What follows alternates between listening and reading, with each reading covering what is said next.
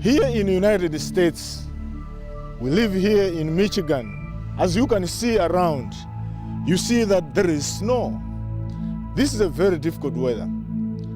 I was just thinking this morning that what would have happened if this weather was somewhere else, like maybe in Malawi, where I come from. God knows where to put things. Because this snow, if it was in Malawi, we couldn't have managed it. But here in America, we have got this snow. In life, sometimes we meet various things. There are many of us who complain about everything. One thing I've seen about Americans, once they had snow, they had no choice. They couldn't go anywhere. This was their land. But what they did, they found a way on how they can live with this kind of weather. They adapted to it. They had plows. They had salt to make things workable. In whatever situation that you are in, you just need to see, how can I survive in this difficult weather?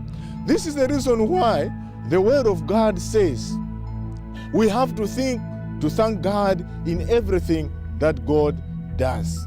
God gives you opportunities, but many times we miss opportunities because we look forward to a place where we have no problems, but problems are there to be solved.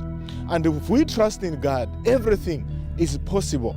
Therefore, I challenge you, brothers and sisters, that from now onwards, never complain, because in whatever situation that you are in, God has given us the brains on how we can adapt to the weather. In this weather, it is very difficult even to drive, but you have to adjust. We learn and we can survive. Therefore, in whatever situation we are in, whether in Malawi or Africa or Asia or what, you may have difficult situations, not compared maybe to snow, but my point is, whatever situation that you are in, ask God on how you can live and survive, because He placed you there for a purpose and He can make you successful. May God help you.